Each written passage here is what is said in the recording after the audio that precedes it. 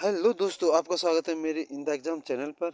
और आज हम जानेंगे जो भारत के जो प्रमुख विद्रोह या आंदोलन हुए हैं उनके बारे में, क्योंकि यहाँ से एक न एक क्वेश्चन हर एग्जाम में पूछा जाता है। अगर आपको उनके बारे में बताएं तो आपकी सन या कहाँ कहाँ हुआ, किस जगह हुआ, तो ये इम्पोर्टेंट है, आपको याद रखना है। स्टार्ट करते हैं। हमारा पहला जो विद्रोह है सन 1857 का विद्रोह, यानी कि 1857 में जो विद्रोह हुआ था वो। आइए पढ़ते हैं 1857 का विद्रोह। 1857 का विद्रोह ये एक जीरो विद्रोह था। प्रथम भारतीय स्वतंत्रता संग्राम के नाम से भी जाना जाता है। इसे हम भारत का प्रथम स्वतंत्रता संग्राम भी कहते हैं, नाम से जाना जाता है। ब्रिटिश शासन के विरुद्ध एक सशस्त्र विद्रोह भी था, यानी जो ब्रिटिश शासन के जो विरुद्ध था, एक हथियार से मना करना, यानी एक शस्त्र विद्रोह भी था। ठीक है ना, ये था, शस्त्र विद्रोह भी था। यह शस्त्र विद्रोह 2 वर्ष तक भारत के विभिन्न क्षेत्रों में चला। ठीक है, विभिन्न क्षेत्रों में चला।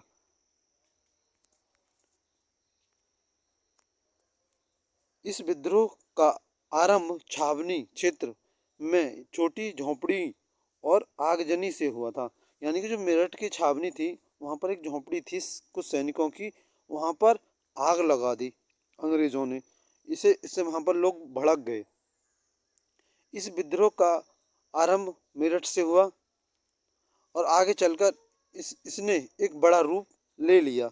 29 मार्च, यानी कि 29 मार्च 1857 को बैरकपुर छावनी मेरठ में थी में सैनिकों ने चर्बी वाले कारतूस, जो एक, क्योंकि अंग्रेजों ने ऐसे कारतूस बनाए थे जो बंदूकों से चलते थे, वो उसमें गोबर मतलब गाय की चर्बी और सूअर की चर्बी से बने हुए कारतूस होते थे, जिन्होंने हमारे भारतीय जो सैनिक थे उसमें अंग्रेजों के, उन्होंने मना किया, इसका विरोध किया।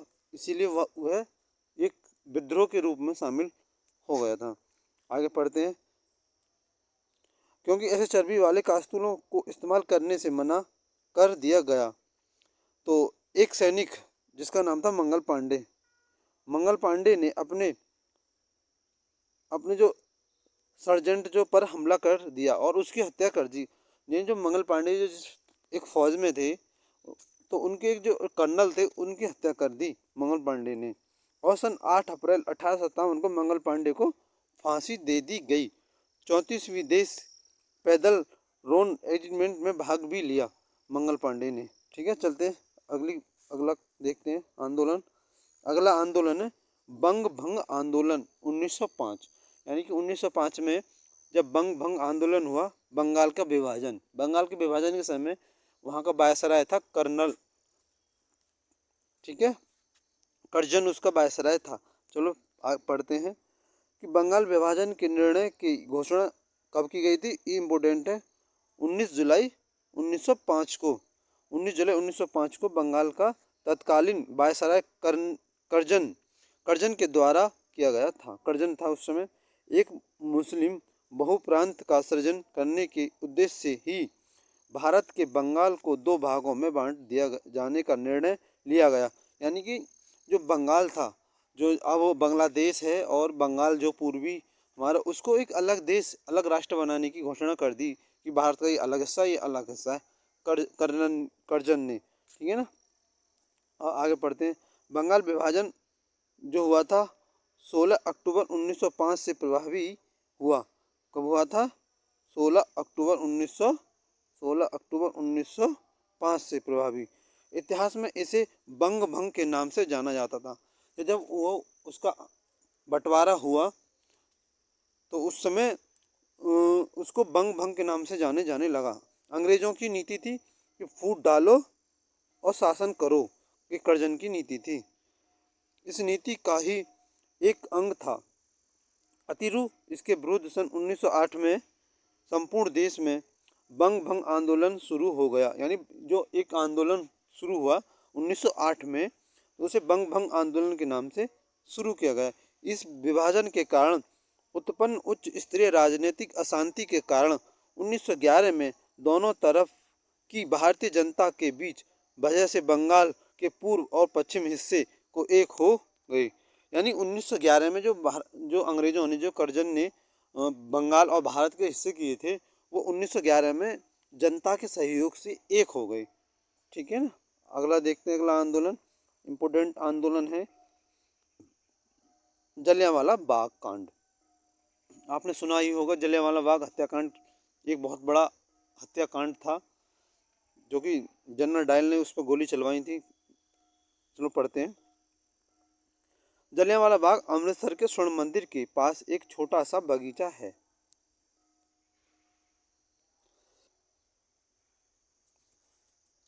जहां 13 अप्रैल 1919 को 13 अप्रैल 1919 को brigadier general Reginald Edward Dyer के नेतृत्व में अंग्रेजों ने फौज ने गोलियां चलाने का निहत्थे शांत बूढ़ों, महिलाओं और बच्चों सहित सैकड़ों लोगों को मार डाला था और हजारों लोगों को घायल कर दिया था।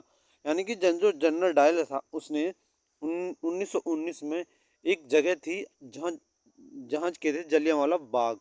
एक बाग था जहाँ पर कुछ लोग इकट्ठा हुए थे, यहाँ बूढ़े, महिलाएं, बच्चे भी अपना एक प्रदर्शन कर रहे थे, लेकिन वहाँ अंग्रेजी डायर ने उन पर निहत्थे आदियों पर धुआंधार गोली चलवाई दी थी। चलते हैं अगले क्वेश्चन। ये डेट हमेशा याद रखना कि कब हुआ था जलियांवाला हत्याकांड। 13 अप्रैल 1919 को, 13 अप्रैल 1919 को याद रखना, इंपॉर्टेंट है। अगला आंदोलन नमक सत्याग्रह यानी दांडी मार्च। दांडी मार्च जो कि 1930 में हुई। थोड़ा आपको देखने में परेशानी हो रही हुई, मैं पढ़ रहा हूँ और आप सुनते जाना। आप सुनते जाओगे ध्यान से तो आपको याद हो जाएगी, क्योंकि ये कहानी की तरह आप सुनते जाओ बस, क्योंकि रट्टा नहीं मारो। क्योंकि आज जब हम कहानी कोई सुनते हैं, हमारे सामने एग्जाम में आती है, तो वही चीज़ हमें याद आ जाती है। ठीक है। इसका दांडी मार्च, जिसे नमक मार्च, दांडी सत्याग्रह के रूप में भी जाना जाता है, जो सन 1930, ये इम्पोर्टेंट सन याद रखना, बस आप सन याद रखना, बस सन का महत्व होता है। सन 1930 में महात्मा गांधी के द्वारा अंग्रेज सरकार के नमक के रूप में कर लेने के विरुद्ध किया गया था। समन्वय आंदोलन भंग कार्यक्रम था। ये ऐतिहासिक सत्याग्रह कार्यक्रम गांधी जी के समेत 78 लोगों के द्वारा अहमदाबाद सारामती आश्रम से राष्ट्र समुद्र मार्ग गांव डांडी तक पैदल यात्रा करके 6 अप्रैल 1930 को नमक हाथ में लेकर नमक का विरोध का भाग लिया था।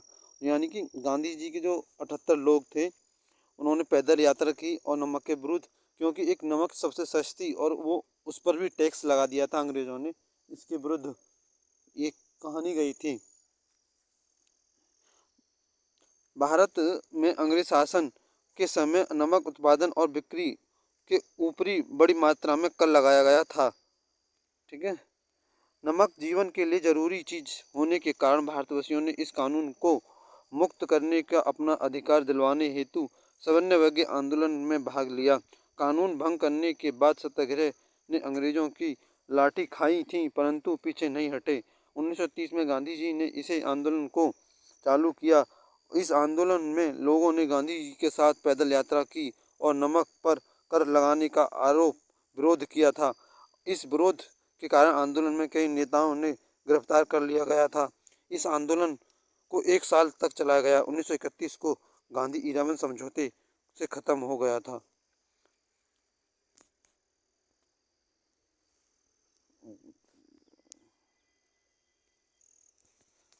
अगला आंदोलन है हमारा चोरी चोरा कांड। ठीक है। चोरी चोरा कांड बहुत इम्पोर्टेंट है, ये अक्सर पूछा जाता है। एक बार यूपी पुलिस के पेपर में भी पूछा गया था।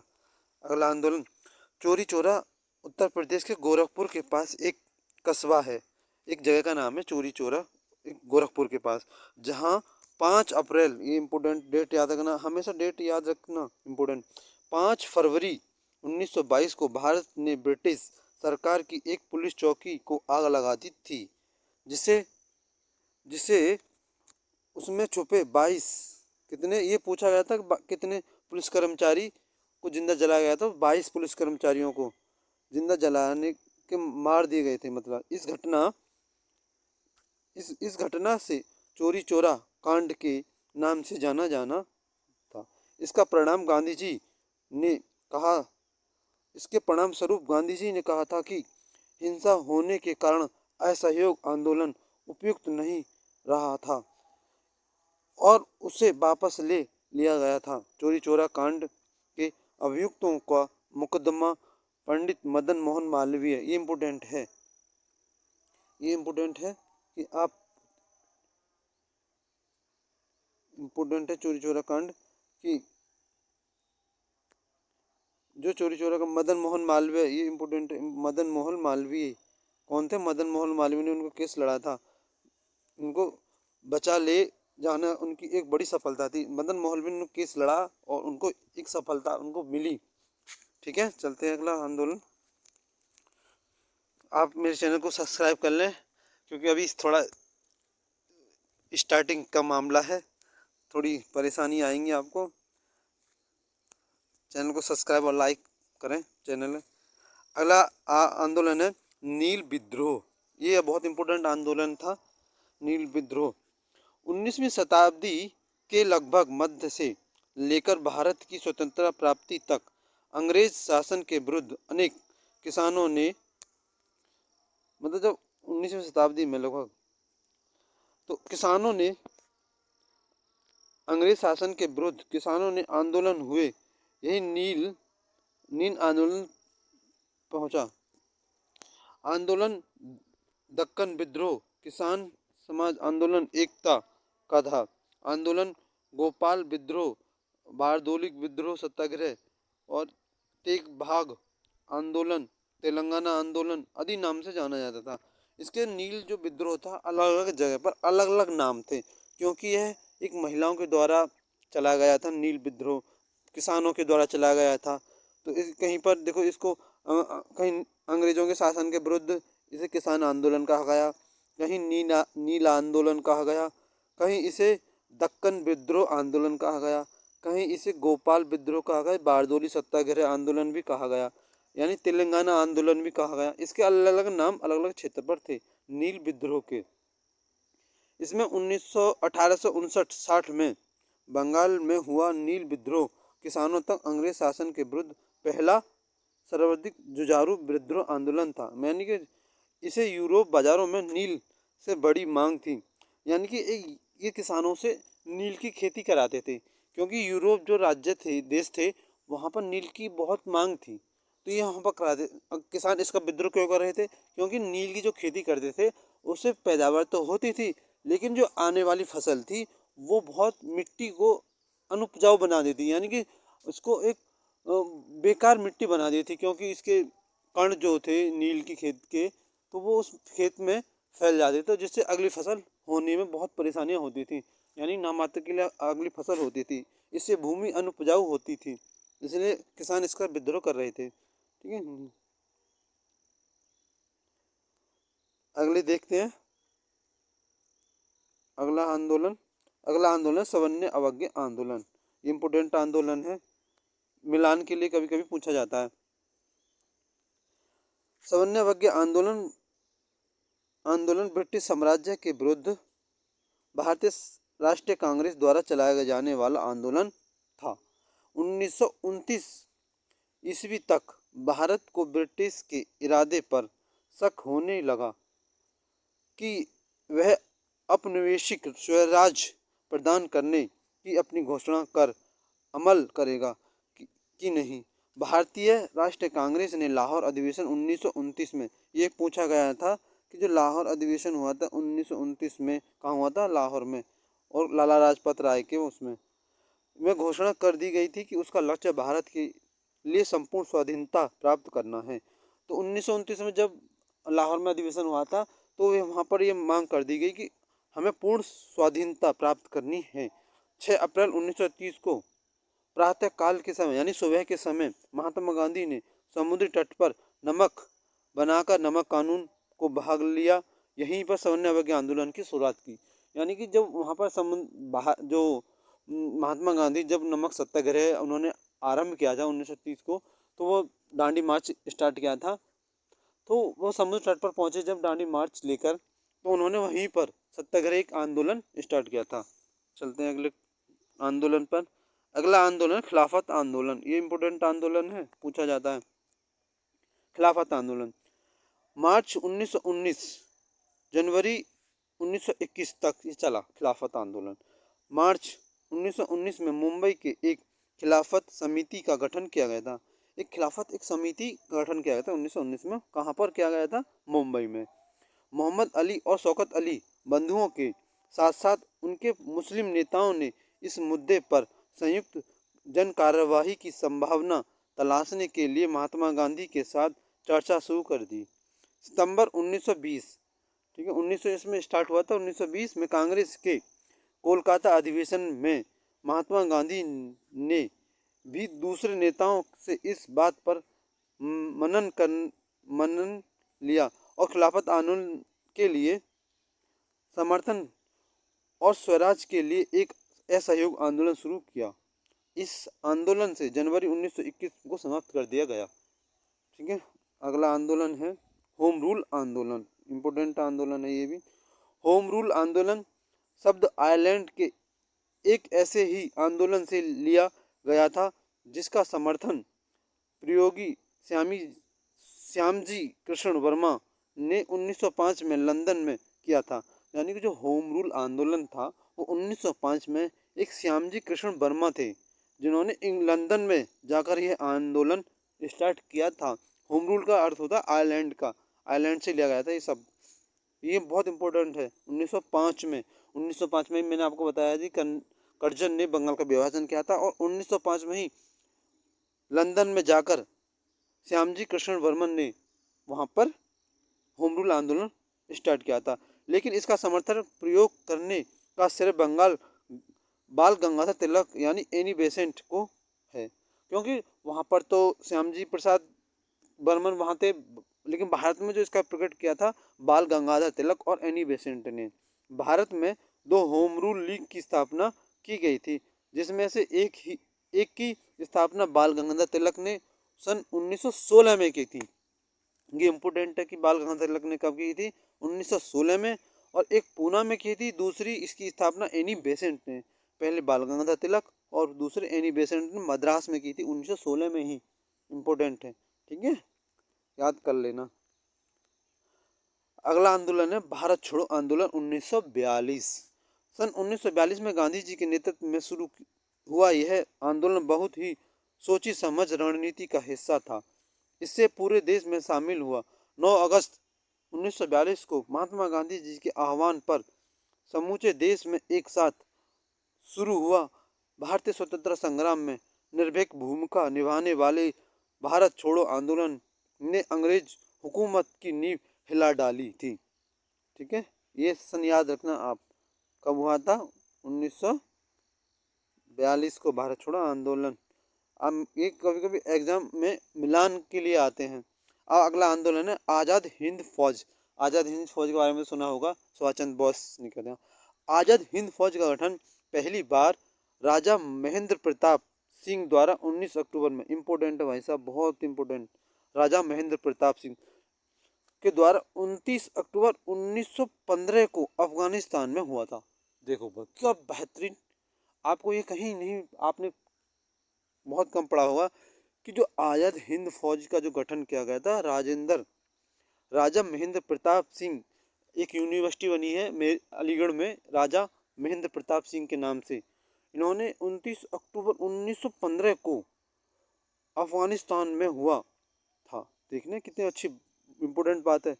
मूल रूप से उसका वक्त यह आज़ाद हिंद सरकार की सेना थी। आज़ाद हिंद सरकार की मतलब हिंदुस्तान की सेना थी। इसका लक्ष्य अंग्रेजों से लड़कर भारत को स्वतंत्रता दिलाना था।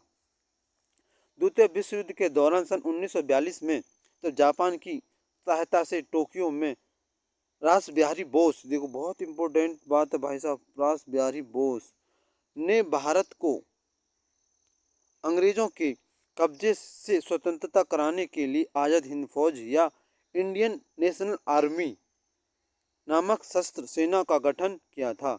करीब इसमें 40,000 भारतीय स्त्री पुरुषों की प्रशिक्षण संगठन शुरू की गई थी।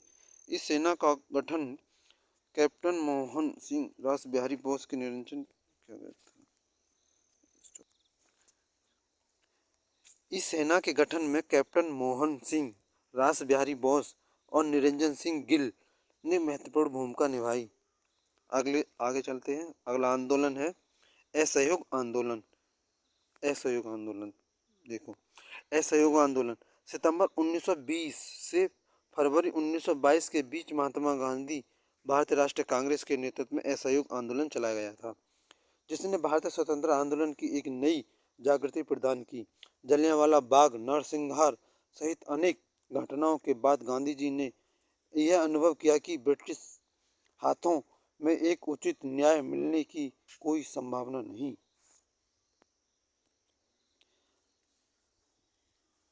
जलियांवाला बाग, नरसंहार सहित अनेक घटनाओं के बाद गांधी जी ने अनुभव किया कि ब्रिटिश हाथों से कोई संभावना नहीं। इसलिए उन्होंने ब्रिटिश सरकार से राष्ट्र की सहयोग को वापस लेने की योजना बनाई और इस प्रकार असहयोग आंदोलन की शुरुआत की गई कि देश के प्रशासनिक व्यवस्था पर प्रभाव हुआ। यह आंदोलन अत्यंत सफल रहा क्योंकि इसने लाखों भारतीयों को प्रोत्साहित मिलाई और आंदोलन से ब्रिटिश प्राधिकारी हिल गए थे, क्योंकि असहयोग आंदोलन था कि जो विदेशी वस्त्र थे उनका विद्रोह किया गया था, उनको जलाया गया था और अंग्रेजों के हर काम को छोड़ दिया गया था, उनका समर्थन नहीं किया था, इसे ये कहा गया था। और हमारे आंदोलन यहीं ख़त्म हुए। उम्मीद है कि आपको मेरी वीडियो अच्छी लगी होगी और जो महत्वपूर्ण आंदोलन थे मैं उसके लिए लाया। मैं आगे ऐसी वीडियो और भी लाऊंगा। अगर आपको अच्छी ऐसा मेरा लग रहा है तो आप मेरे चैनल को सब्सक्राइब करें, वीडियो को लाइक कर दें और जो भी कुछ छोटी मोटी कमियां हों उसको मैं जल्दी से दूर करूंगा। बताएं क्या क्या कमी है आपको ताकि मैं उसको दूर करूं, क्योंकि अभी मेरा न्यू चैनल है, धीरे धीरे ही इंसान का विकास होता है उसकी। ठीक है, जय हिंद, नमस्कार।